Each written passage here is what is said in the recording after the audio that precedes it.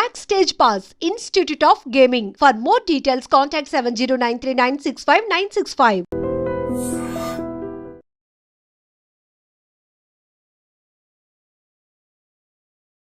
Brain తర్వాత second brain లాంటిది gut అనమాట. మనకి మొత్తం న్యూరాన్స్, హార్మోన్స్ అన్నీ కూడా గట్ నుంచి రిలీజ్ అవుతాయి. ఓకే. సో గట్ని అనవసరంగా మనము ఇలాంటి స్ట్రెస్ లెవెల్స్తోనూ, పిచ్చి ఫుడ్ హ్యాబిట్స్తోనూ అన్నీ చేయటం వల్ల గట్ని ఇబ్బంది పెడుతున్నాం. కాబట్టి ఇప్పుడు గట్ హెల్త్ ప్రోగ్రామ్ అని ఇప్పుడు లేటెస్ట్ ఈ ఇయర్ మొత్తం ఆల్మోస్ట్ ఈ డెకేడ్ అంతా గట్ హెల్త్ మీదే ఉంటుంది. ఓకే. సో ఏదైనా సోషల్ అవేర్నెస్ ప్రోగ్రామ్సే కదా. సో గట్ హెల్త్ అనేది ఇంపార్టెంట్. ఆఫ్టర్ బ్రెయిన్ తర్వాత gut health. Okay sir, gut health గురించి మనం మాట్లాడుతున్నాం కాబట్టి రీసెంట్ టైమ్స్లో డైట్ అనేది కూడా ఫాలో అవ్వడం అనేది కూడా చాలామంది స్టార్ట్ చేశారు. అంటే ముందు ట్రెడిషన్ ఉంది, కాకపోతే ఈ మధ్యకాలంలో ఆ ట్రెడిషన్ కూడా ఎక్కువ అయిపోతుంది. ఆ డైట్ అనేది చేస్తేనే మన బాడీ అనేది బాగుంటుందంటారా?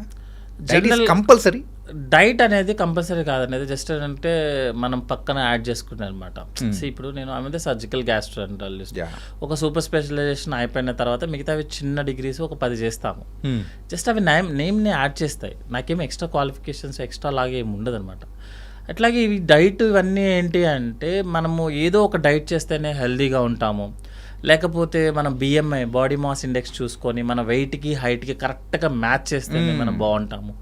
ఒక షుగర్ పేషెంట్ వస్తాడు, షుగర్ లెవెల్స్ని ఎంత స్ట్రిక్ట్గా మెయింటైన్ చేస్తాడంటే దట్ ఈస్ డేంజర్ యాక్చువల్లీ. మన బాడీ కదా ఇది. ఈరోజు మన temperature, cold hot temperature base చేసుకొని మన మూడ్ని బేస్ చేసుకొని కూడా అది మార్చుకోవాల్సి వస్తుంది. సో ఈరోజు మనం వర్క్ ఎక్కువ చేసాము, ఇంట్లో ఏదైనా ప్రాబ్లం ఉంది, కంప్లీట్లీ చేంజ్ అయిపోతూ ఉంటుంది. అతని షుగర్ ఏంటంటే 110 నార్మల్ అంటే 110కే తీసుకొస్తాడు అనమాట. తీసుకొచ్చి ఏం చేస్తాడంటే రోజు ఏముండదు, నీరసంగా ఉంటాడు, కానీ నా sugar levels normal sir normal అంటాడు. అంటే ఒక ఫాల్స్ ప్రెస్టేజ్ అనమాట. అట్లా మనం ఎప్పుడు కూడా, అందుకే మీరు ఒక షుగర్ లెవెల్ ఒక డైట్ గురించి చూసుకుంటే షుగర్ లెవెల్ నార్మల్ ఏంటంటే 70 to 110. ఓకే. వాడే అంత రేంజ్లో ఇచ్చాడు కదా, మీరు ఎలా మెయింటైన్ చేస్తారు? స్ట్రిక్ట్గా పేపర్ మీద రాసుకొస్తాడండి 110, 112, 100, అసలు ఎంత నేరోగా మ్యాజిన్లో చేస్తారు. అది సేఫ్ కాదు. ఇది ఎందుకంటే ఈ డైట్ కూడా అంతే. మనం ఒక స్ట్రిక్ట్గా మెయింటైన్ చేద్దామని ట్రై చేస్తామనుకోండి, మండే ఉన్నట్టు సండే ఉండము, అంతే కదా. Monday is a working day, hurry burry ఉంటుంది. Sunday is a very leisure day. మీరు ఒకే రోజు ఒకే పర్సన్, మగా నా హైట్, నా జీన్స్, నా బాడీ ఫ్యాట్, నా మజిల్ అంతా డిఫరెంట్. ఒక లేడీ ఉన్నారు, ఒక బాయ్ ఉంటారు, అతని jeans, environment, south Indian, north Indian అంతా డిఫరెంట్ కదా. లేదు అందరికీ ఒకటే డైట్, ఐదర్ కార్బ్స్ పెంచండి, ఒక అతనేమో వచ్చి అంటే ఐఎమ్ నాట్ కామెంటింగ్ ఎనీవన్. జనరల్గా యాజ్ ఎ సర్జన్ కానీ యాజ్ ఎ ప్రొఫెషనల్స్ మేము ఫాలో అయ్యేది ఏంటి అంటే మీ యాక్టివిటీని బేస్ చేసుకొని వర్క్ చేయండి. ఓకే. మీ ఫుడ్ మీదంతా మీ యాక్టివిటీని బేస్ చేసుకొని ఒక స్ట్రిక్ట్గా మనం ఒకటి ఫాలో అయితే లైఫ్ లాంగ్ మనం చేయలేము ఆ పని. మీరు ఈరోజు కంప్లీట్గా కార్బోహైడ్రేట్ డైట్ తీసుకుంటారు, కంప్లీట్గా ప్రోటీన్ డైట్ తీసుకుంటారు, ఎన్ని రోజులు చేస్తాం మనం అట్లా? అది సాధ్యం అవ్వదు యాక్చువల్గా. అట్లా కాకుండా టైంకి తీసుకోండి. యాక్చువల్గా మీరు suppose morning breakfast, lunch, dinner టైంకి, suppose 7 to 8, 12 to 1, 6 to 7 or 7 to 8, whatever the comfortable మీ యొక్క యాక్టివిటీని బట్టి. కొంతమంది 9కి పడుకునే వాళ్ళు ఒక 2 hours ముందు తినమని చెప్తాం, కొంతమంది 12కి పడుకుంటారు, వాళ్ళు 9కి తింటే సరిపోతుంది. నైట్ డిన్నర్కి మనం తినే ఫుడ్కి ఒక 2 hours గ్యాప్ సరిపోతుంది. ఓకే. అట్లా కాకుండా ఒక రూల్ లాగా పెట్టుకొని ఏదో సిస్టంలో నుంచి ఎక్సెల్ షీట్ ఒకటి బయటికి తీసుకొచ్చి 100 grams ప్రోటీన్ అనగానే 4 జీడిపప్పులు 2 కందిపప్పులు అనుకుంటూ ఒక కప్పు తీసుకొని వేయింగ్ మిషన్లో పెట్టి, నిజంగా అలా తిన్న అది మనమేమో రోబోస్ ఒక చిప్పులో పెట్టి 80% ఛార్జింగ్ అవ్వగానే స్టాప్ చేయమని చెప్పడానికి. మనం మారిపోతుంటాం సార్. ఎవ్రీడే మన ఏజ్ పెరుగుతుంటుంది, మన యాక్టివిటీ పెరుగుతుంటుంది. సో ఏదైతే మనం ట్రెడిషనల్గా ఫాలో అవుతున్నామో మీ యాక్టివిటీని base, suppose breakfast, lunch, dinner తినాల్సిందే, స్కిప్ చేయడం కుదరదు. ఓకే. అందులో ఏం తింటారనేది మనం డిసైడ్ చేసుకోవచ్చు. కానీ జనరల్గా మేము చెప్పేది ఏంటంటే మీ ఇంట్లో ఏది ఫాలో అవుతారు, జనరల్గా మీరు ఫాలో అవ్వద్దు. మీరు ఇంట్లో ఏది ఫాలో అవుతారు, సౌత్ ఇండియనా, నార్త్ ఇండియనా, తెలుగు బేస్డా, maybe Telangana based, whatever thing is మీకు ఏదైతే ఫాలో అవుతున్నారో అది మీకు ఎంత అవసరం అయితే అదే తీసుకోండి. మీరు సపోజ్ మీరు చపాతీ తీసుకుంటారు, చపాతీ తినండి. 3 పూట్ల చపాతీ తినడం అనేది తప్పు. ఓకే. ఒక చపాతీ, కొంచెం rice, next chapati, rice, what ever thing is మార్చుకుంటారు. ఎందుకంటే సార్ మనం ప్రతి ఫుడ్కి న్యూట్రిషన్ వాల్యూ ఉంటుంది, ప్రతి ఫుడ్కి అవసరమైనవి ఉంటాయి, అవసరం లేనివి ఉంటాయి. ఒక్క ఫుడ్ ఎవరైనా సరే ప్రపంచంలో ఒక ఫుడ్ చూపించి ఇది తింటే నువ్వు 100 years జబ్బు లేకుండా హ్యాపీగా బతుకుతామని చెప్తారా? ఎవరు చెప్పం కదా. ఎవరు చెప్పరు సార్. మరి అలాంటప్పుడు ఓన్లీ ప్రోటీన్ తింటా, ఓన్లీ కార్బ్ తింటా, ఓన్లీ ఆయిల్ తింటా, కోకోనట్ ఆయిల్ తాగుతా, ఓన్లీ ఆయిల్ మేమో ఆయిల్ లేనిది అసలు తినమని చెప్తారు ఒకళ్ళు. కరెక్ట్ అవ్వదు. బెస్ట్ ఆయిల్ అనేది ఏది ఉండదు సార్. ఎప్పుడు కూడా ఏంటంటే ఆయిల్స్ అనేది వీక్లీ మార్చుకుంటూ వెళ్తాం. ఎందుకంటే ప్రతి ఆయిల్లో గుడ్ ఉంటుంది, బ్యాడ్ ఉంటుంది. సో ఈ రోజు మనం గ్రౌండ్ నట్ తీసుకుంటాం, నెక్స్ట్ వీక్ ఆయిల్ తీసుకో, ఎక్కడికి వెళ్ళిపోం కదా. మనం అదంతా వదిలేసి ఏం చేస్తామంటే బాగా డీప్ ఫ్రై, ఊరికి ఎక్కువ థింక్ చేసుకోవడము, ఫాస్టింగ్ 16 hours ఫాస్టింగ్ ఉంటారు సార్. దాని పేరు very past name, intermediate fasting sir. ఏంటి సార్ అది? Intermediate fasting sir. Actually diet అన్ని ఏంటి అంటే బ్యారియాట్రిక్ సర్జరీ చేసేటప్పుడు మేము ఒబీస్ సర్జరీ చేస్తాం కదా. ఒబీస్ సర్జరీలో ఒక రూల్ ఉంటుంది సార్. ఏంటి అంటే నేను ఇప్పుడు సపోజ్ ఒక 150 kgs ఉన్నాను సార్, నేను సర్జరీ చేస్తాను. సర్జరీ చేసిన తర్వాత ఏం చెయ్యను నేను. యాక్చువల్గా సర్జరీలో మీ స్టమక్ కెపాసిటీ 1 liter. ఓకే, అంటే మీరు 1 liter తినొచ్చు. అంటే 1 liter అంటే వాటర్లో కన్వర్ట్ చేస్తా. సో నేనేం చేస్తానంటే దాన్ని 100 mlకి మారుస్తాను. స్టమక్ని షేప్ మార్చేసి 100 mlకి, అంటే మీ కెపాసిటీని తగ్గిస్తాం. సో మీరు ఈ 100 mlలో హై షుగర్స్ తీసుకున్నా సేమ్ ఉంటారు మీరు.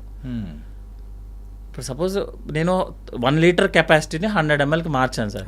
మీరు మంచిగా షుగర్కి మిల్క్ షేక్లు అవన్నీ తాగేశారు అనుకోండి, సేమే కదా, సేమ్ క్యాలరీస్ తీసుకున్నారు. నేను బ్యారియాట్రిక్ సర్జరీ ఫెయిల్. అందుకని ఏం చేస్తామంటే సర్జరీ చేసాక ముందు 6 months ట్రైనింగ్ ఉంటుంది అతనికి. అంటే అతను ఏం తీసుకోవాలి, ఏం తీసుకోకూడదు అనే తనకు ఒక ఐడియా రావాలి. తనగా ఒక 10% వెయిట్ లాస్ అవ్వాలి.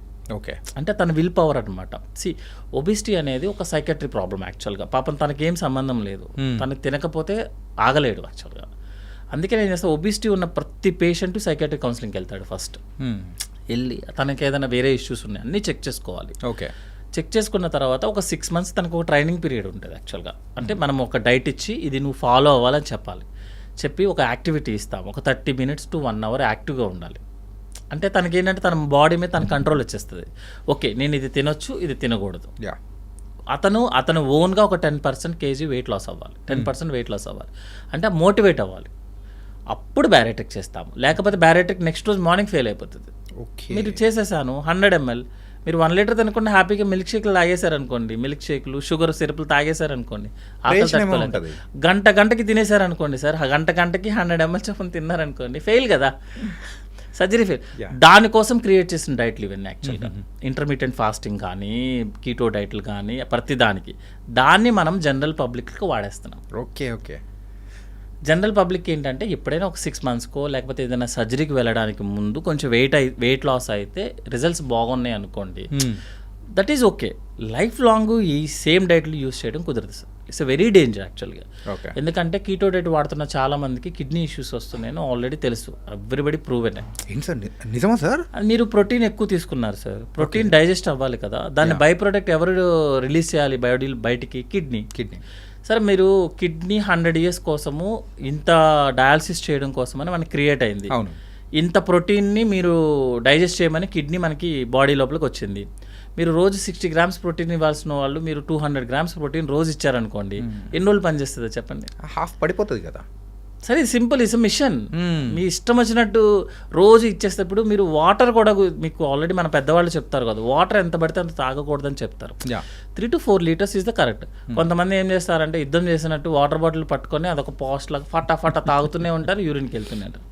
మీరు రోజుకి 3 liters చొప్పున ఫిల్టరేషన్ చేయడానికి మీ కిడ్నీ తయారు చేశారు, దేవుడు ఇచ్చాడు మనకు. ఓకే, దాన్ని మీరు రోజు 5 లీటర్లు పోసారనుకోండి, దాని వర్కింగ్ కెపాసిటీ తగ్గిపోతుంది, మిషన్ తగ్గిపోతుంది కదా సార్. ఎక్కువ రోజులు నడిస్తే కాలు అరిగిపోదా?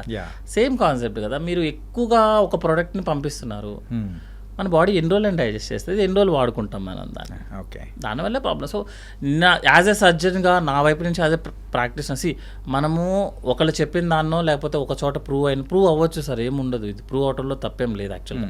కీటో డైట్ తీసుకుంటే చాలా హెల్తీగా ఉంటుంది, ఇంటర్మీడియట్ ఫాస్టింగ్ తీసుకుంటే మీరు చాలా బాగుంటారు, మీ షుగర్స్ కంట్రోల్లో ఉంటాయి, ఇవి అన్నీ ప్రూవెన్ అవ్వచ్చు. కానీ డయాబెటీస్ అనేది షుగర్ వాల్యూ కాదు. ఓకే, మీకు షుగర్ వాల్యూ పెరిగితే డయాబెటీస్ ఈజ్ అన్కంట్రోల్డ్ అని. షుగర్ వాల్యూ తగ్గితే డయాబెటీస్ కంట్రోల్డ్ అని.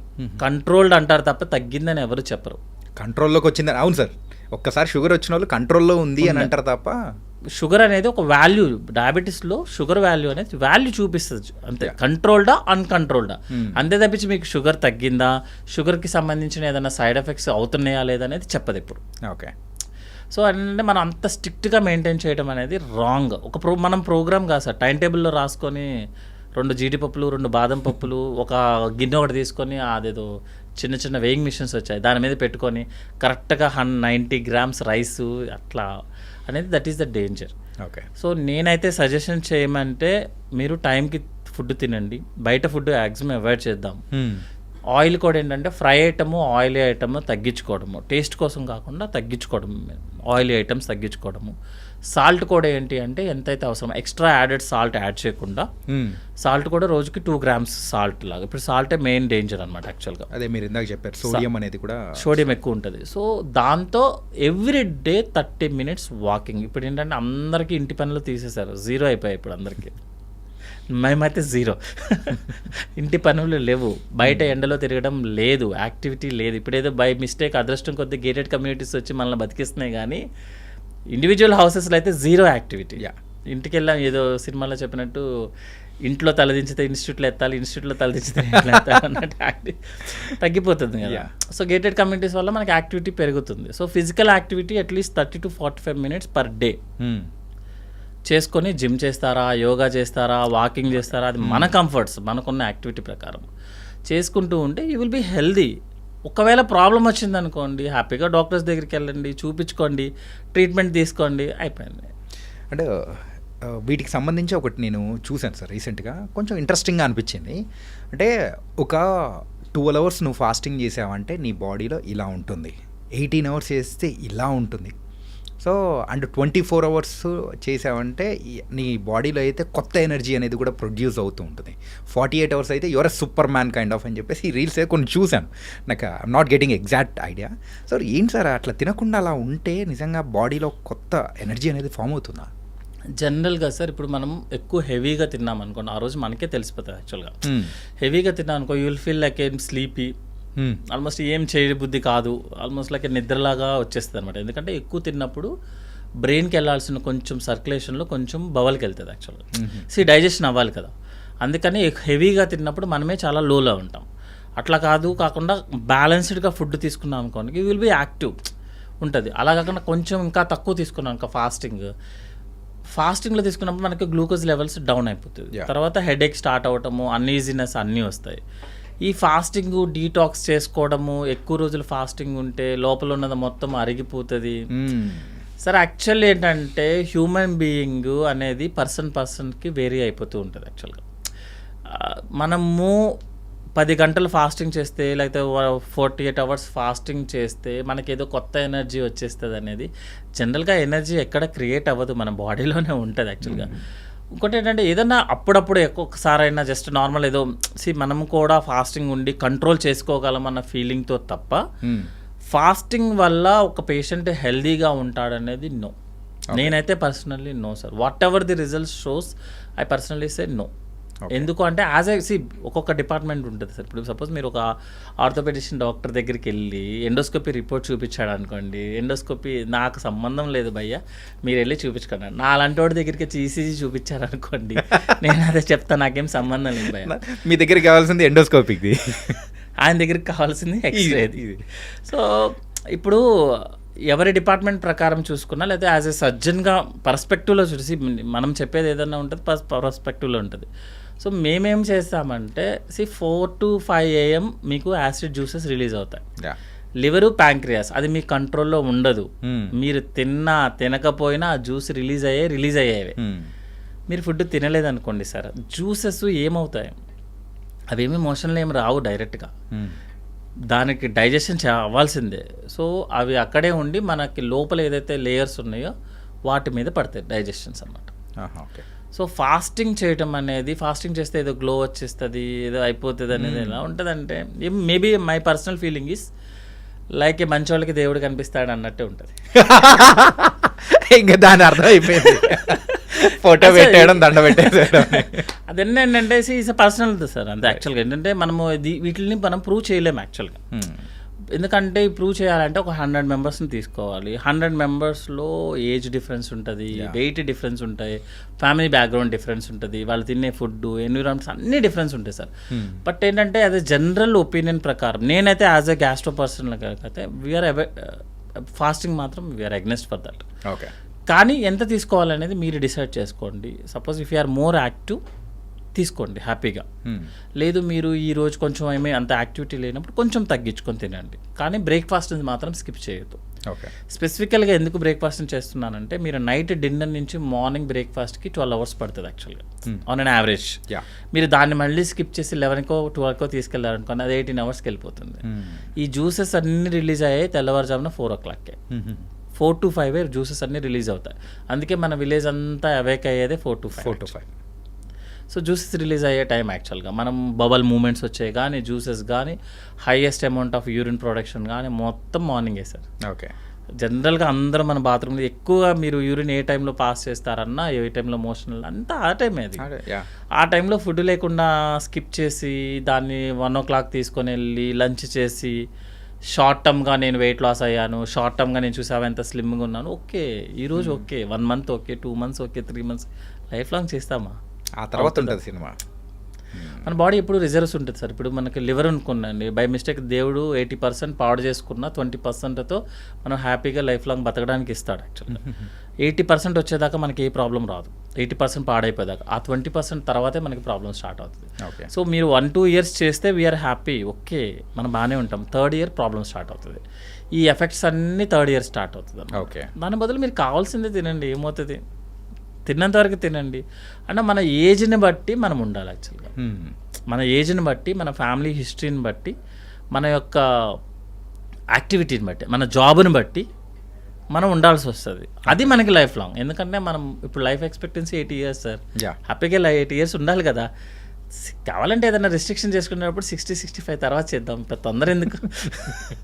ఉన్నదాన్ని అనుభవించండి అంటారు. అనుభవించాలంటే అగ్రెసివ్గా చేయొద్దు, లోగా చేయొద్దు, ఏదో బ్యాలెన్స్డ్గా చేయండి. ఇప్పుడు what is your good food అని ఎవరన్నా అడిగితే it's a balanced food.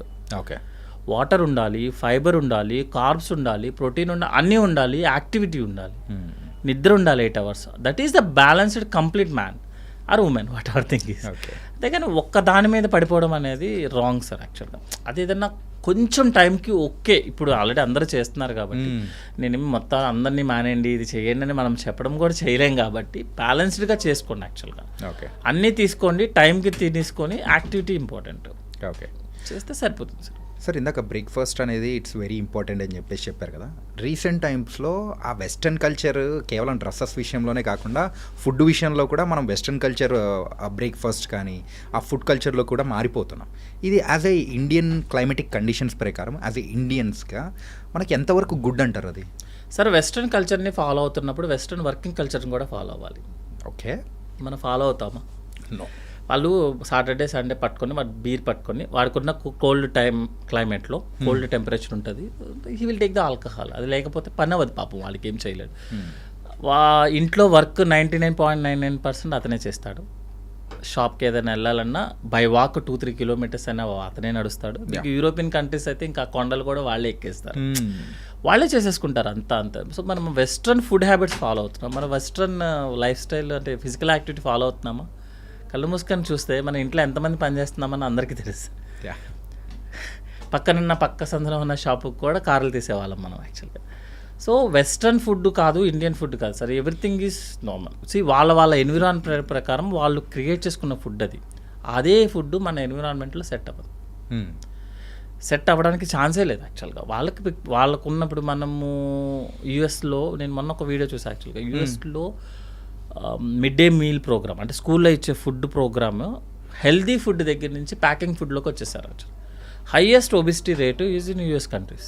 Western కంట్రీస్లోనే హైయెస్ట్ ఒబిసిటీ, ఇంత యాక్టివిటీ చేసినా హైయెస్ట్ ఒబిస్ ఉంటారు యాక్చువల్గా. అందుకే మొన్న చైనా ఐ థింక్ ఒక యాడ్ కూడా ఉంది, యాపిల్ ప్రొడక్షన్ వాళ్ళు చేస్తే ఎలా ఉంటుంది అంటే మొత్తం ఒబీస్ పీపుల్ లాగా ఉండి యాక్టివిటీ లేకుండా. నాట్ కామెంటింగ్ కాదు, వాళ్ళ ఫుడ్ హ్యాబిట్ వాళ్ళ ఎన్విరాన్మెంట్కి ఓకే, మన ఎన్విరాన్మెంట్కి ఐ సెడ్ నో. ఓకే. మన ఎన్విరాన్మెంట్కి మన ఫుడ్ హ్యాబిటే కరెక్ట్ ఉంటుంది యాక్చువల్గా. ఎందుకంటే అది కదా క్రియేట్ చేసింది, దాంతోనే కదా ఇన్ని సంవత్సరాలు బతికేసింది. 10 minutes యూట్యూబ్ వీడియో చేసేస్తే మారైపోతారంటే ఎట్లా సార్? సో మన దాంట్లో ఏంటంటే రైస్ ఉండటము, దాంట్లో పాటు ప్రోటీన్ ఉంటుంది, దాల్ కానీ చికెన్ కానీ వాట్ ఎవర్ థింగ్ ఈజ్ ఉంటుంది. తర్వాత ప్రోబయాటిక్స్ ఉంటుంది, కర్డ్ ఉంటుంది, పెరుగు ఉంటుంది, మిల్క్లో కాల్షియం ఉంటుంది. మీకు ఈ వెజిటేబుల్స్ అన్ని వెజిటేబుల్స్లో అన్నీ ఉంటాయి. అంటే వెస్ట్రన్ ఫుడ్ అంటారు సార్, సగం వెజిటేబుల్స్ వచ్చినాయి అక్కడి నుంచే కదా. ఇంకా కొత్తగా వెస్ట్రన్ ఫుడ్ ఏంటో ఆల్రెడీ మనం మిక్స్ అయిపోయి మన తెలుగు ఇంగ్లీష్ అయినట్టే ఉంటుంది. ఇంగ్లీష్ అందుకని సో వెస్ట్రన్ టైప్ కంప్లీట్గా వెస్ట్రన్ టైప్ ఆఫ్ ఫుడ్, లేకపోతే కొరియన్ ఫుడ్ అసలు ఏముండదు. కొరియన్ ఫుడ్ మనం తింటే కడుపు ఖరాబ్ అవుతుంది యాక్చువల్లీ. ఓకే. ఇప్పుడు ఒకసారి పార్టీ బేసిస్లోనో లేకపోతే just for relaxation purpose continue చేయడంలో తప్పేం లేదు. కానీ వాళ్ళ ఫుడ్ వాళ్ళ జీన్స్కి, వాళ్ళ బాడీ హ్యాబిట్కి, వాళ్ళు ఉన్న సన్నదానికి వాళ్ళ ఫుడ్ సరిపోతుంది సార్. మనకి ఏడా సరిపోతుంది? వాళ్ళకున్న హ్యాబిట్స్కి వాళ్ళు సరిపోతుంది. అది మొత్తం వాకింగ్లోనే ఉంటాడు, మనం ఎక్కడ ఉంటాం? మనం వాకింగ్లో మనం కంప్లీట్గా వాళ్ళకి అన్నీ నో సాల్ట్ ఏముండవు, కంప్లీట్ ప్లెయిన్గా తీసుకుంటారు. మనకి ఎక్కడి నుంచి వస్తాయి ప్రోటీన్స్ ఇవన్నీ? మనకి ఎక్కడ ఎలక్ట్రోలైట్స్ ఎక్కడి నుంచి వస్తాయి? మనకున్న సన్నీ సీజన్లో మొత్తం సగం చెమటలోనే సోడియం పోతుంది సార్. మన సోడియం మీరు సాల్ట్ ఇవ్వరు, సోడియం ఎక్కడి నుంచి రావాలి? మన బాడీలో సోడియం ప్రొడక్షన్ ఏమైనా ఉందా? షుగర్ ఫ్యాక్టరీ లేదు కదా, సాల్ట్ ఫ్యాక్టరీ మన దగ్గర లేదు కదా. అక్కడికి అవసరం లేదు. అతనికి కోల్డ్ కంట్రీ, అతనికి స్వెట్టింగ్ ఉండదు, అతనికి సోడియం లాస్ అవ్వదు. మనకి సోడియమే లాస్ అవుతుంది కదా, రోజు చెమటే ఉంటుంది కదా. సో మనమే యాడ్ చేసుకోవడంలో తప్పలేదు. సో అప్పుడప్పుడు okay, just for the taste purpose. But nutritious అతనికి న్యూట్రిషియస్, మనకి కాదు. ఓకే. మన ఎన్విరాన్మెంట్కి కాదు, మన జీన్స్కి, మన బాడీ హ్యాబిట్కి సెట్ అవ్వదు. ఓకే సార్, ఈ యూజువల్గా మేము రెగ్యులర్గా చేసే ఈ ప్రోగ్రాంలో ఏ డాక్టర్ వచ్చినా కానీ రెగ్యులర్గా ఒక క్వశ్చన్ అడుగుతాను సార్. ఏంటంటే ఇన్ని సంవత్సరాల మీ ప్రయాణంలో ఏదైనా కానీ మీకు డిఫికల్ట్గా అనిపించినది, ఎక్కువసార్లు మీకు తారాసపడిన ప్రాబ్లం ఏంటి పేషెంట్స్ నుంచి? ఇప్పుడు లేటెస్ట్గా ఏమవుతుందంటే అండి, ఇప్పుడు సపోజ్ ఒక పేషెంట్ ఏదైనా సర్జరీ కోసం వచ్చారనుకోండి. ఓకే. సర్జరీ కోసం వచ్చినప్పుడు తనకి మనం చెప్తామన్నమాట, సపోజ్ గాల్ బ్లాడర్ సర్జరీ ఉంది, మనము ఇలా లాప్రోస్కోపీ చేస్తాము, లాప్రోస్కోపీలో స్టోన్స్తో పాటు గాల్ బ్లాడర్ అన్నీ రిమూవ్ చేస్తాము, సర్జరీ అయిపోయిన తర్వాత అవసరమైతే చూపు పెడతాము, అన్నీ ఎవ్రీథింగ్ విల్ ఎక్స్ప్లెయిన్ ఇట్. అలాగని చెప్పి మొత్తం 1 to 10 చెప్తే ఎవరు చేయించుకోరు. గాల్ బ్లాడర్ సర్జరీ చేస్తే వాళ్ళు కొంచెం ఎసిడిటీ ప్రాబ్లం వస్తుందనో, లేకపోతే లోపల ఏదైనా ఇంజురీ అయ్యే ఛాన్సెస్ ఉంటుందనో, లేకపోతే ఒక్కొక్కసారి ఎండోస్కోపీ స్టెంటింగ్ వేయాలనో, ఎవ్రీథింగ్ ప్రతి పేషెంట్కి అన్ని కాంప్లికేషన్స్ ఎక్స్ప్లెయిన్ చేయడం కుదరదు. ఓకే. సో ఇప్పుడు మేమేం చేసే ప్రాబ్లం ఎక్కడ వస్తుంది, నేను ప్రాబ్లం పేషెంట్స్ నుంచి మనం చేస్తుంది ఏంటంటే, సర్జరీ ముందు మీకు చెప్పలేదుగా, సర్జరీ ముందు మీరు చెప్పలేదు కదా అని ఒకటే క్వశ్చన్ అనమాట. అదే క్వశ్చన్ మీద మనం సర్జన్ని స్ట్రెస్ చేస్తున్నాము. అంటే మీరు చెప్పలేదు. నెక్స్ట్ ఏమవుతుంది అంటే, ఇప్పుడు ఏదన్నా ఇష్యూ అయిందనుకో, చిన్నది సర్జరీ అనేది బిగ్ వన్ అండి. మనం కట్ చేయడం లోపలికి వెళ్ళి, ఎనాటమీ అనేది గాడ్ అండి యాక్చువల్గా. సర్జరీలో ఎవరు డిక్టేట్ చేస్తారు surgeon best or worst surgeon అంటే, లోపల ఉన్న ఎనాటమీ అంటే లోపల స్ట్రక్చర్ ఎలా ఉంది. స్ట్రక్చర్ చాలా సింపుల్గా ఉందనుకోండి, చిన్న సర్జన్ కూడా తోపు సర్జనే. సర్జరీ లోపల కనుక బాగా ప్రాబ్లం ఉంది, అతుక్కుపోయి ఉందనుకోండి, అవి స్కాన్స్లో తెలియదు. ఇంకొకటి కూడా ఏంటంటే, ఇంతకుముందు మీకు స్కాన్ చేయించాం కదా, సిటీ చేయించాం కదా, ఎంఆర్ఐ చేయించాను కదా, ఆ స్కాన్లో తెలియలేదా అని అడుగుతాడు. మీరు కళ్ళతో చూసింది వేరు కదా, డైరెక్ట్గా నేను లోపలికి వెళ్ళి కళ్ళు పెట్టి చూసింది వేరు. ఆల్మోస్ట్ స్కాన్ ఇవన్నీ ఏం చెప్తాయి అంటే, జస్ట్ ఈ ప్రాబ్లం ఉంది, స్టోన్స్ ఉన్నవి, గాల్ బ్లాడర్ ఇలా వాసున్నదా లేదా, గాల్ బ్లాడర్ పక్కన ఇంటెస్టైన్ ఉందా, అది ఎంత అతుక్కున్నది, ఇవన్నీ మనకి చెప్పదు స్కాన్ అన్నీ చెప్తే ఇంకా సర్జరీ ఎందుకండి. కరెక్టే. లోపలికి వెళ్ళిన తర్వాత సపోజ్ కొన్నిసార్లు ఏమవుతుంది అంటే, మారుతుంది షేప్, మారుతాం కానీ మన ప్లాన్ కానీ మారిపోతుంది. ఫైనల్లీ ఎవరి సర్జన్ అయినా కూడా ఏం చేస్తామంటే, పేషెంట్కి ఈరోజు సర్జరీ చేస్తే రేపు వెళ్ళిపోవాలి, ఇదే మోటోలో ఉంటాడు సర్జన్. అంతే కదా, పని అయిపోయేది, పేషెంట్ వెళ్ళిపోయాడు అనుకోండి, we are also happy, patient is also happy.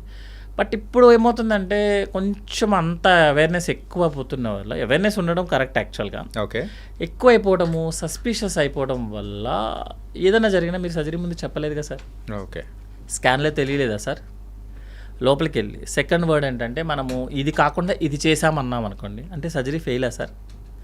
అంటే వాళ్ళకి ఒకటి తెలియకపోవటము, ఒకటి ఎక్కువ తెలిసిపోవడము, అవేర్నెస్ మరీ ఎక్కువైపోవటం, సస్పిషియస్ ఎక్కువైపోవటం. అది హ్యూమన్ బీయింగ్స్ మారిపోయాం మనం కూడా ఈ మధ్య. సో జనరల్గా సార్ సర్జనే కాదు సార్, కుక్ అయినా అనుకోండి, మనం హోటల్కి వెళ్ళే కుక్ అయినా సరే మనకి మంచిగా పెడదామని ట్రై చేస్తాడు అతను కూడా. అంతే కదా, ఎవరైనా అంతే. ఇప్పుడు డ్రైవర్ ఉన్నాడు సార్, డ్రైవర్ ఏమో మనకి వెళ్ళి గుద్దేద్దామని ట్రై చేస్తాడా ఏంటి సార్?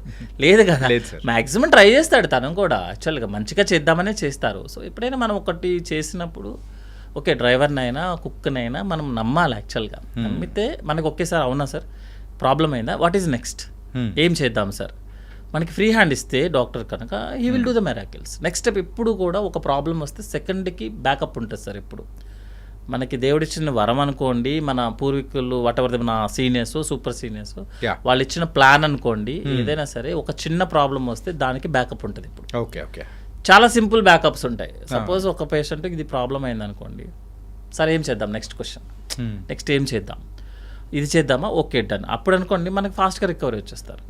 ఇట్లా కాకుండా మీరు ప్రెజర్ పెట్టి బ్యాంక్ ఎంప్లాయీని ప్రెజర్ పెట్టి అమ్మా నాకు ఇవ్వు అన్నాడు అనుకోండి, ఒక నోటు తక్కువ అవ్వచ్చు, ఒక నోటు ఎక్కువ అవ్వచ్చు. రైట్. సో అంటే లేటెస్ట్గా అది మీరు అంటే ప్రాబ్లమ్స్ ఏం ఫేస్ చేస్తున్నారు అంటే కౌన్సిలింగ్ పార్ట్ కొంచెం ప్రాబ్లం అవుతుంది యాక్చువల్గా అనమాట. బట్ ఏంటంటే ఇప్పుడున్న సిచ్యువేషన్ ప్రకారం మనిషికి కొంచెం ఆగే ఇష్యూస్ ఉన్నాయి కాబట్టి మనం మళ్ళీ కొంచెం ఇంకొక గంట ఎక్కువ ఎక్స్ప్లెయిన్ చేసి ఇంకా ఎవరైతే అవేర్నెస్ ఉన్న వాళ్ళని పిలిపించి 4-5 డయాగ్రామ్లు, డాక్టర్కి డయాగ్రామ్ గీయడం రాకపోయినా మంచిగా డయాగ్రామ్లు గీసి ఎక్స్ప్లెయిన్ చేసి చేస్తున్నాం. ఒక్క టైంలో 15-20 years బ్యాక్ లేదు, 15-25% కొంచెం ఫ్రీడమ్ అట్లా ఉండేది. సో ఎంతైనా మన పేషెంట్ని మంచిగా చేస్తేనే కదా అతను వెళ్ళిపోతాడు, లేకపోతే నెక్స్ట్ రోజు మార్నింగ్ నుంచి ఆ హెడేక్ ఎవరు పడతారండి. సో కౌన్సిలింగ్ పార్ట్ అనేది కొంచెం డిఫికల్ట్ అవుతుంది ఈ మధ్య. ఓకే సార్, జెంట్స్లో లేడీస్లో ఈ గ్యాస్ట్రిక్ ఇష్యూస్ అనేది కూడా సో డిఫరెన్స్ ఏమన్నా ఉంటుందా? ఎందుకంటే యూజువల్గా బయట చూస్తూ ఉంటే అబ్బాయిల్లోనే ఎక్కువగా ఈ గ్యాస్ట్రిక్ ఇష్యూస్ అనేది కూడా ఎక్కువ గమనిస్తూ ఉన్నాం. ఎందుకు ఇలాగా? జనరల్గా సార్ లేడీయే, ఫిమేల్ మెయిలే. తనకున్న ప్రాబ్లం మనకి రావు, మనకున్న ప్రాబ్లం తనకి రావు, అంతే కదా. కొన్ని ప్రాబ్లమ్స్ చెప్పుకోలేని ప్రాబ్లమ్స్ కొన్ని మనం కరెక్ట్గా చెప్పాలంటే వాళ్ళే మనమే. ఇంకోటి ఏంటంటే జనరల్గా జెంట్స్ అనేది కొంచెము అంటే ఇప్పుడు ఓకే, కానీ పర్సంటేజ్ ప్రకారం చూసుకుంటే జెంట్స్ అనేది బయట తినడం అనేది ఎక్కువ. ఓకే ఓకే, జెంట్స్ అనేది ఎకనామిక్స్ హైయెస్ట్ ప్రాబ్లమ్స్ ఎక్కడొస్తుంది, హైయెస్ట్ స్ట్రెస్ కానీ థింకింగ్ కానీ ఎక్కడొస్తుంది అంటే ఫైనాన్షియల్ ఇష్యూస్. ఇప్పుడు లేడీస్ అందరూ కౌంటర్ పార్ట్ చేస్తున్నారు, 50-20% మనకి హెల్ప్ చేస్తున్నారు, అంతా ఉంది. బట్ యాజ్ ఏ పర్సంటేజ్ ప్రకారం చూసుకుంటే ఇప్పటికీ కూడా జెంట్సే కొంచెం లీడింగ్, ఫైనాన్షియల్ లీడింగ్లో ఎక్కువ ఉంటుంది.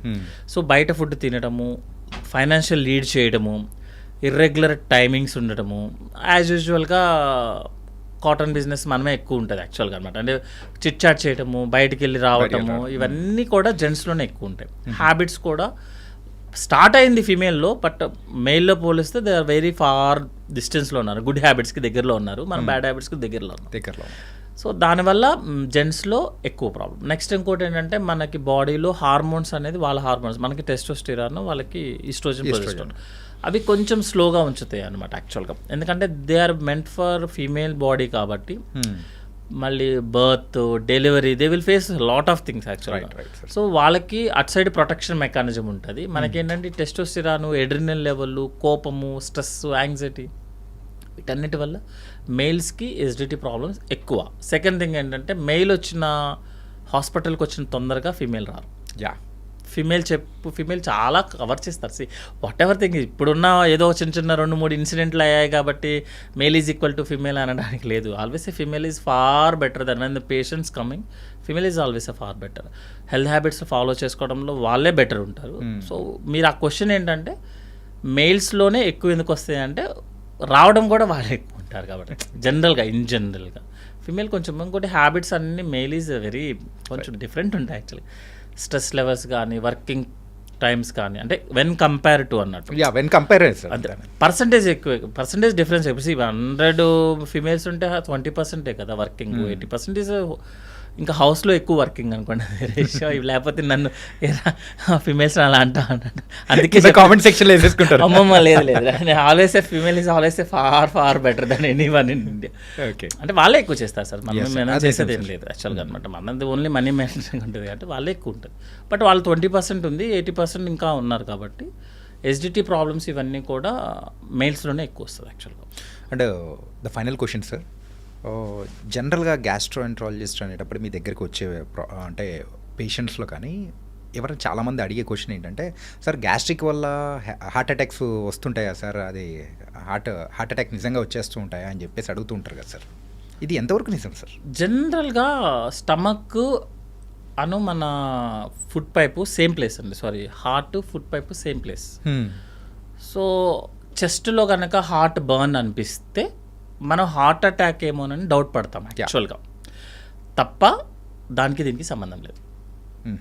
గ్యాస్ట్రిక్ ఇష్యూ ఇచ్చిన వాళ్ళు హార్ట్ అటాక్ అని కన్ఫ్యూజ్ అవుతారు తప్ప హార్ట్ అటాక్ వచ్చిన గ్యాస్ట్రిక్ వచ్చిన వాళ్ళకి హార్ట్ అటాక్ రావడం జరగదు యాక్చువల్గా. ఎందుకంటే రెండు సపరేట్ డిపార్ట్మెంట్ సార్ అది.